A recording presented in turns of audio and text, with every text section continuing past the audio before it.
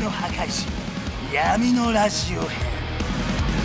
バスタード暗黒の破壊神闇のラジオ編、通称闇ラジ。この番組のパーソナリティダークシュナイダー役の谷山紀章です。皆さんご無沙汰しております。さあ10月に入りましたけれども、バスタードのね、本編の方もネットフリックスにて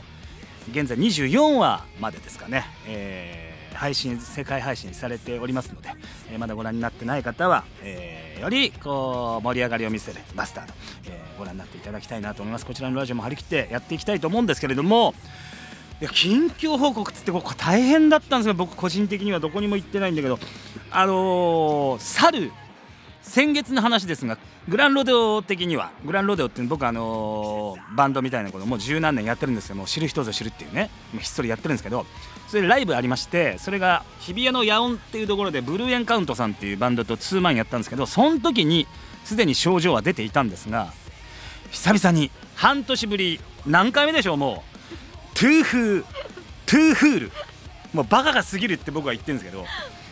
トゥーフールが出ましてね。で今回はなんかそれが右膝に出てしまいまして、それがマジでね、現状正直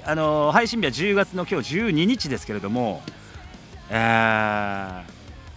この収録、リアルな収録日、現時点においてまだ完治していないっていう、つまりそこから、10日近く経つんですが、まだ完治に至らない。俺でも自分がお酒を飲み始めるようになってから初めてですよ、その1週間以上一滴もお酒を飲まないという。僕の痛風の原因はもうお酒だってこともアルコールだってことははっきりしてるので、自分の中で、だからどんなにプリン体の多い食べ物を取ろうが、海産物を食べようが、そういうこっちゃなくて、どうやらアルコールだっていうのはもう気づいてるんですね。で8日間も一滴も飲んでないのに副長の兆しか見えないんですもう悲しいです。飲んでやろうかしらって思ってるんですけど、そのくらい自分ではこの痛い目にあって節制してるにもかかわらず、これが収まらないってことは、その前までの業がいかに深かったか、いかに自分のカルマという名のアルコールを摂取していたか、プリン体という名の尿酸値が醸成されてね、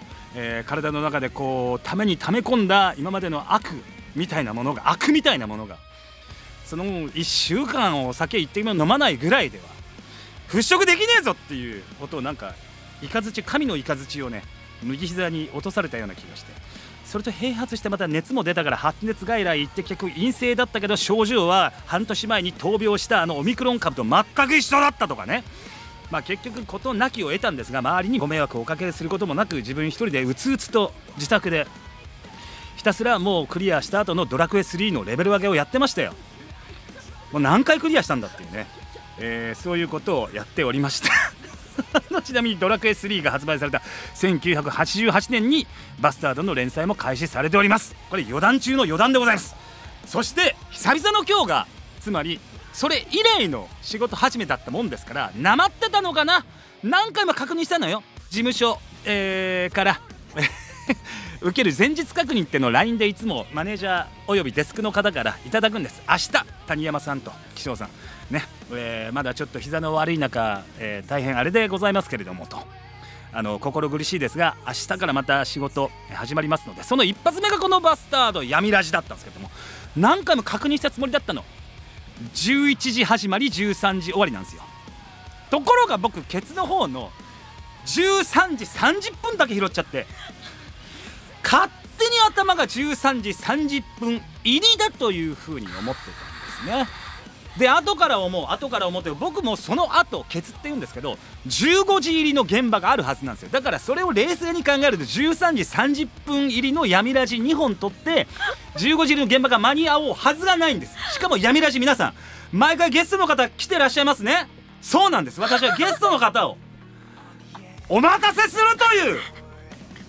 なんでしょう、私はどうすれば許されるんだと。膝はいて、喉はいて、心もいてということで、この番組はアニメバスタード暗黒の破壊神の魅力を伝え、全ラジオ界の支配者になるための番組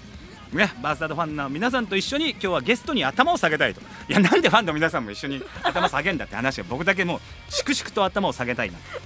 後でちゃんとこう、遅刻の言い訳も考えておきたいとは思うんですが、もう完全にバラしちゃったんで、以上のような理由で私大遅刻ぶっかましまして、11時半入りのところをまあ飛ばしましてね、なんとか12時14分に入ることができて、ゲストの方の決意もなんとか間に合いそうだと。だからこのくだらないトークを早く切り上げて本編に入るって話なんですけどもね、マネージャーの岸尾さん今どこですか受けた時は僕シャワーを勢いよと浴びておりました。自宅を出なきゃいけない10時台かな、今出れば11時に間に合うっていう時間帯に僕はどん兵衛の大盛りを食べてました。本当です、すいませんでした。そんなわけでね、闇ラジ始まるよ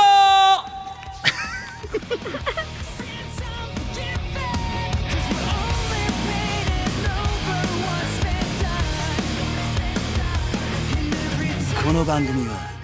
バスタード制作委員会の提供でお送りするぜ。バスタード暗黒の破壊神闇のラジオ編。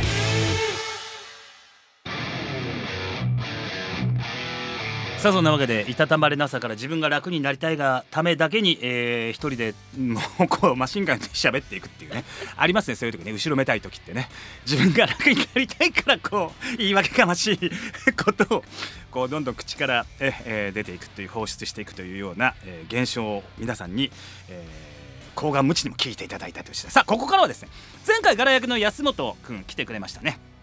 いろいろ世代が近いこともあって、通ってきた時代も一緒だったので、懐かしい話も一緒にこう盛り上がる、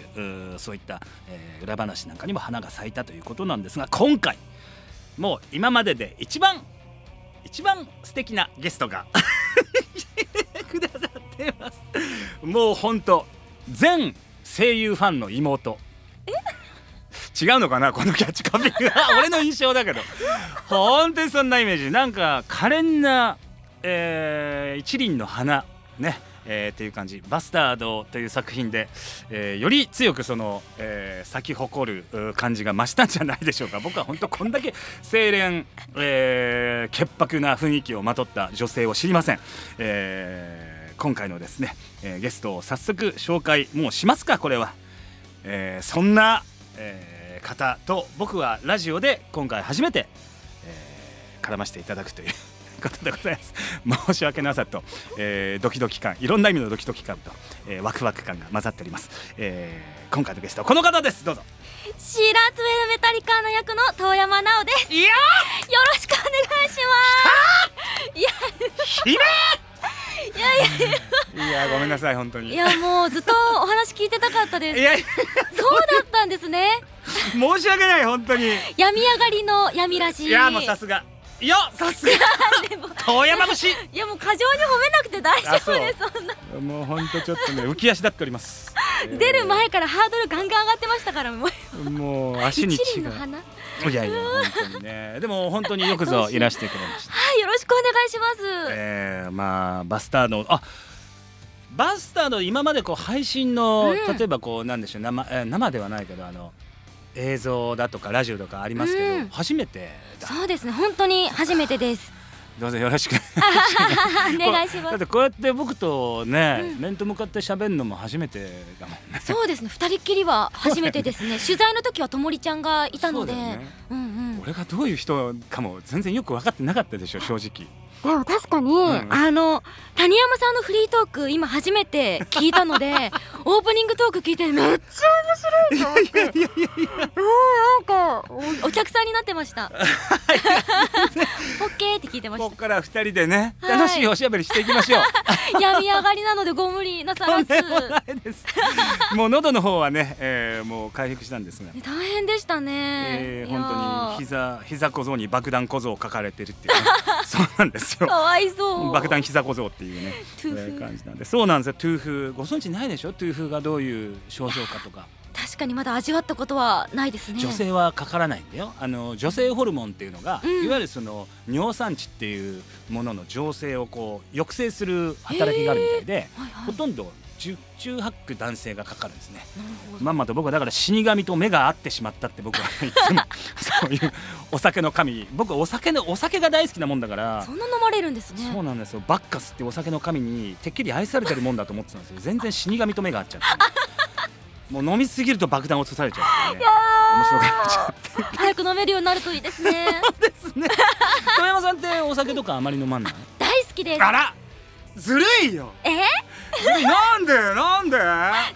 うんなんか30の垣根を越えてからなのか、うんちょっと弱くなっちゃいまして。ちょっと遠山さん待ってくださいよ、はい30超えてらっしゃるんですか？そうなんです。でも17歳強に入れていただいたので17歳なんですけど、体の年齢は30なんで心は17歳なんですけど。17歳強って今何人ぐらいいらっしゃるの？ご信者さんは。どうなんでしょうね。でも間違いなく私が多分一番新参者だと。会員ナンバーで言うともう一番新しい感じのはいだと思います。いいことだよね、はっきり言ねえってその嬉しいです。心持ちはそんな、うん由緒たる団体に入れていただけてすっごく嬉しいです。でもおいおいって言っていただきたいのですが、谷山さんおっしゃってくださった通りと言いますか、妹のイメージが抜けない。でもやっぱり言われる。そうですね、うん妹とか姪っ子とか、ぽいもん。なんか似てる人がいっぱいいるみたいで、俺の姪っ子に似てるとか、俺の元カノに似てるとか元カノいろんなことを言っていただくんですけど、まとってる空気がね、なんかそうなんだよね、何かこう独々しさがこれっぽっちもないから、はい、ありがとうございます。かえってなんかすごい稀有な存在だよなと思って。大体さ、女性声優、なんか毒好きそうだけど女性声優とか目指すような不定女の人ってねただならね大丈夫かしらそもそも神経太いと思ってるから、そういう女性って、まだある程度そうですよね、うんじゃないとやっていけない。何かしらのこう毒を持ってるもんだけど、うん遠山さんってあまり感じたことないな。ん別作品でね、もうずいぶん前だけど10年以上前にご一緒させた時から何も赤がついてないっていうか、覚えてくださってるのがすごい嬉しいです。女優さんとして非常にこう逆に、素晴らしいんじゃないかな。遠山さんにしかできないみたいな雰囲気のキャラクターって絶対あるはずですからね。嬉しい、ありがとうございます。このぐらいでいいかなちょっとじゃあなおちゃんとね、この作品についてちょっと振り返ってみたいんだけど、ずいぶん前ですからね。そうですね、24話まで今配信されてるとはいえ、アフレコ終わったのってもうコロナ禍のごたごたの中だったから、確かになんか撮るだけ撮っちゃえみたいな中で、でたまにアフレコで初期はご一緒させてもらったりもしたけど、そもそも論なんだけど、世代が違うでしょ、バスタードっていうものと。今だから年代でいうとおそらくこの連載された1988年ってまだお生まれになってらっしゃらない。まだみじんもかけらもない時ですね。でやっぱ椎名王女の役が決まってから作品を読まれたと思うんだけど、印象ってどうでした？でもなんか原作読んだ時に、やっぱり今の漫画と違うなって思って、そうだね、なんかうまく言語化できないんですけど、バスタードは特に文字が詰まってるなって思いました。情報多いよね。なんか文学作品みたいだなって思って、なんか気楽な気持ちじゃ読めないというか、なんかバトルも細かいし、セリフも詰まってるので、なんかその前のめりになって読まないと、ぼーっと読んでるとやっぱりこうダメだなって思って。確かにこうやってることとかは実にシンプルなんだけど、割と完全懲悪とまでは言わないけど、結局ダーシュが圧倒的に勝つじゃんなんだけど、なんかそこに付随する情報とか設定とか、どこがどう至って今こうなってんだっけっていうのは、細かいコマの読み取りとかもしないとちょっとついていけない部分があるよね。激しいですからね。ちなみにどういう世代的にはどういう漫画を読んできた世代ですか、遠山さん？私は、鋼の錬金術師とか、フルーツバスケットとか。ガネキンね、ガネキン。ガネキン？間違えたよ、俺略し方間違えちゃったよ。ハガレンね。俺ガネキンって略しちゃったよ、世代的に。面白い。おっちゃんおもろいか？初めて聞いた。今日特に張り切っちゃってるから。何か取り戻さないとと思って。ちょっとガネキン、すいません。ガネキンをちょっとたしなんでおりまして、そっかそっか。あと D グレーマンとか、すごい好きでしたでね。読んでる頃はまだ全然この世界には飛び込んでない感じ。そうですね、バスタードは名前だけはやっぱりなんとなく知ってたんですけど、やっぱ決まった時とかは、事の重大性がまだよく分かってないというか、だよね。なんかマネージャーさんたちがすごく盛り上がってるから、そっか世代だよね、それもね。遠山さんがシーラだーみたいなケツ撫でられまくるぞみたいなね。その説は本当に失礼しました。ケツ触ってごめんね。大丈夫です。さすが17歳強だけある。もう強いわ。ただなんかオンエアっていうかネットフリックスで見たときに、なんか割と序盤のそれこそ4話とかですかね、ガラのところに乗り込むオトバン会のところは、まあなんかいろいろなこうちょっと照れも抱えながらオンエア見たんですけど、その後半の方にもう一回城に戻ってきて、でお父上もいる前でソファーでお尻を撫でられた時はそうですね、これは本当にいいのかなって思っちゃいましたね。お父上も何を見逃しとんねん。そう私もあーとか言ってるけどそんな場合じゃないみたいな父そこにいるうーむじゃねえよっていう大臣たちもなんか普通に受け入れてるけど、みんな助けてる姫だよ、おたくんとこのなんか養殖されかかってるよ。そうなんです、そこはちょっと気になりましたね。そうだよね。いやそうなんですよ。だからシーラ4話僕もだからどの話数が印象的でしたかとかっていう質問、一番こう受けるけど、4話って言うもんね、本当ね。あ、本当ですか。4話はしかも吸い出し4話です。あれもそうだよね。だから全部詰まってんだよね。そうですね。なんかそういう音 SE とかもさ、いやーすごかったですね。いやあれはちょっとエロいなとか思いながら、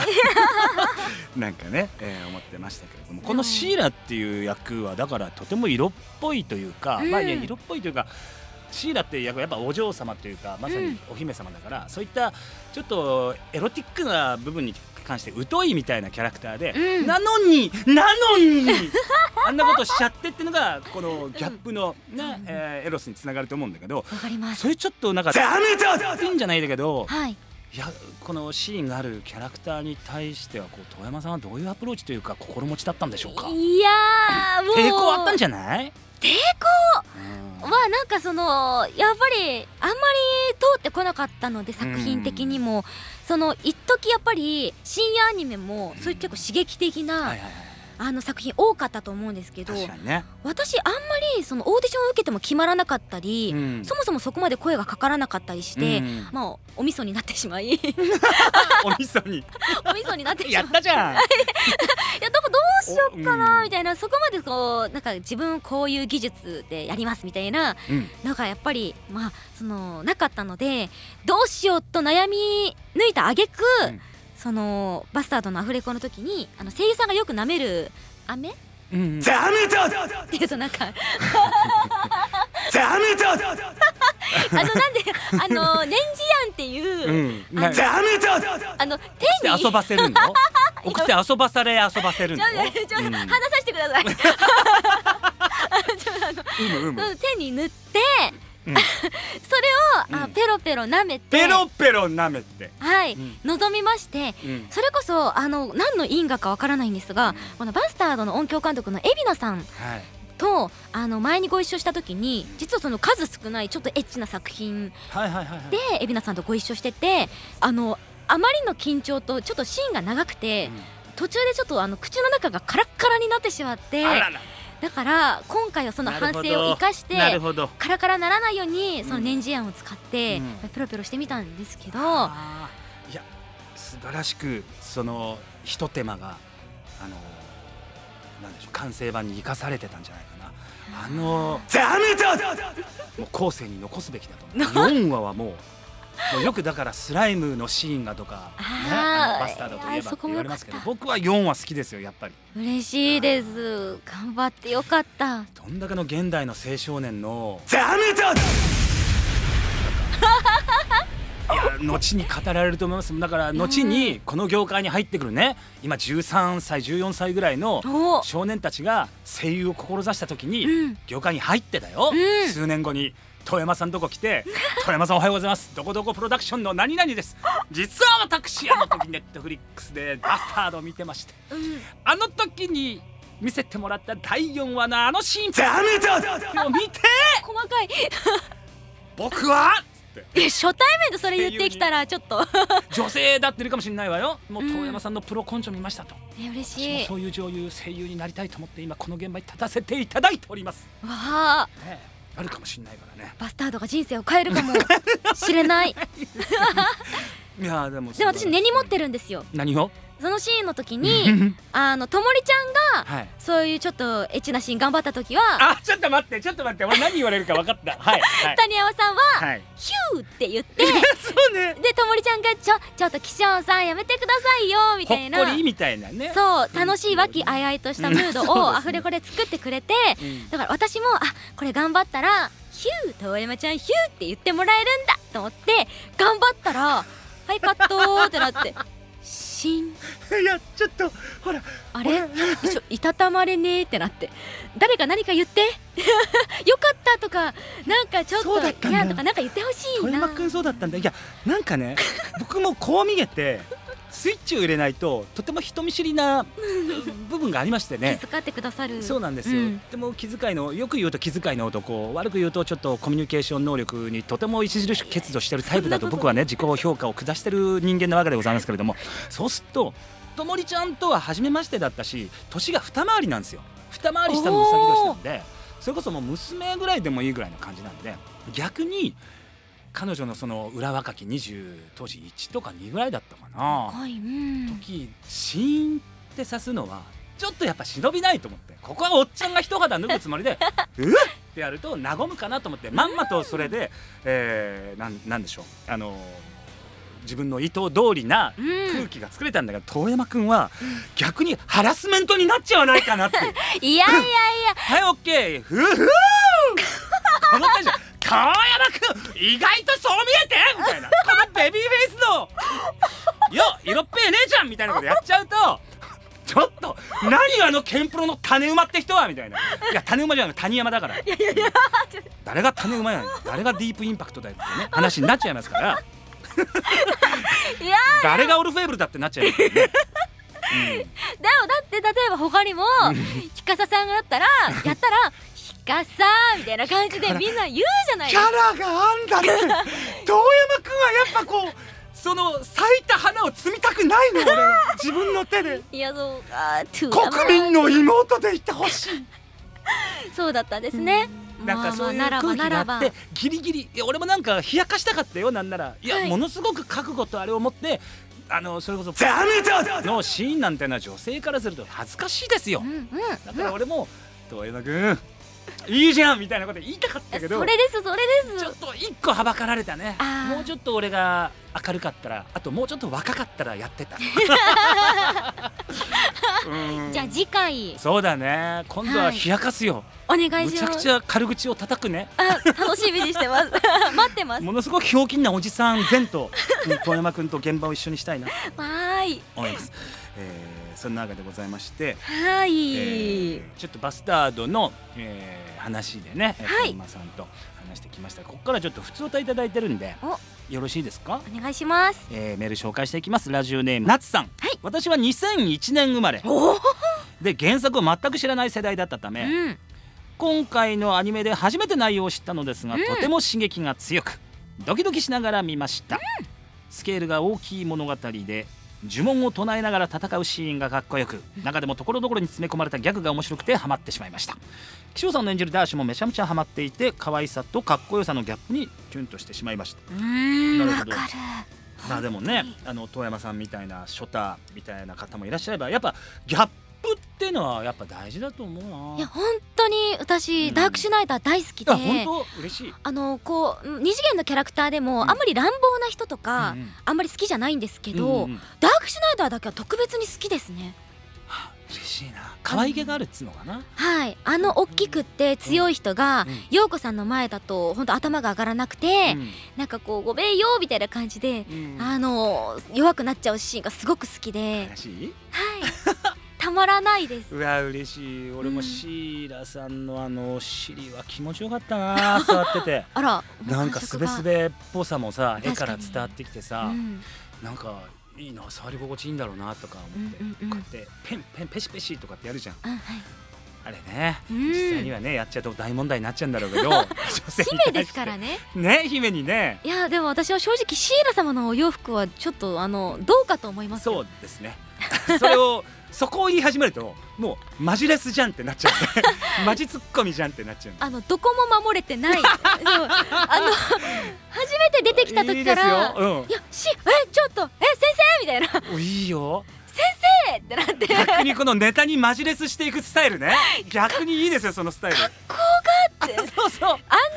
もうなんかダメだ言ってます、マジレスしてます。もうと思って、いやそれは触られ待ちみたいなところありますよ。なんでみんな普通にしてるんだろうと思って、それがもうバスタードの作品の世界観ってやつなんでしょうね。たまらない。それは刺激されてしまいますよね。そうですねみんなね。そうなんですね。うわでもすごいショタ好き発言面白かったな。それ結構公言してる感じ。ちょこちょこは言ってます。ショタか。じゃああれか。でも二次元に限った話だもんね。実際の世界だとまたちょっと変わってくるのか。あと殿方の好みみたいな話になるとね。なんかこうタイプはあんまりないんですけど、自分でもなんか自分のことはよくわからないんですけど、ただやっぱりこう年下の子たちも増えてきて、身の回りに。そうだよね。徐々に。ある時びっくりするよね。そうですね。なんかもう下の子たちばっかりみたいな時に、なんかふと可愛いなって思う瞬間もあって、だから現実世界でもやっぱり年下良きものが良き風情だなと思って。いい話を聞かせていただいてるような感じです。さあそんなわけでございまして、ふつおたのコーナーここまで。まだまだ皆さんのメールお待ちしています。バスタード暗黒の破壊神闇のラジオ編。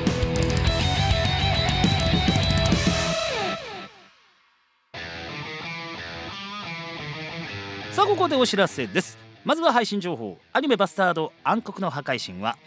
現在ネットフリックスにて第1話から第24話まで全世界配信中です。ぜひご覧ください。続いて原作情報です。バスタード暗黒の破壊神原作コミックは1巻から27巻まで好評発売中。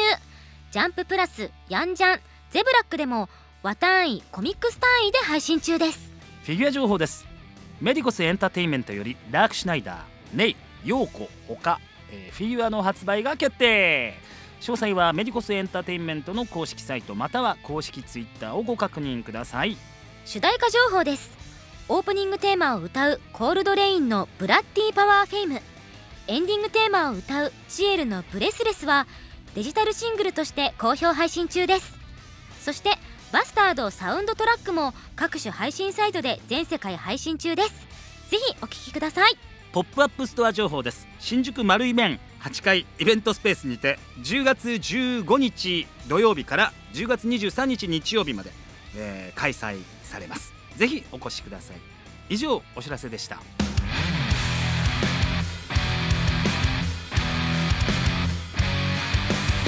ター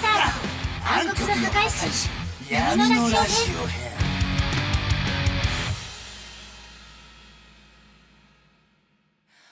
Feeding of the enemies, aiding me to sleep. Are you dreaming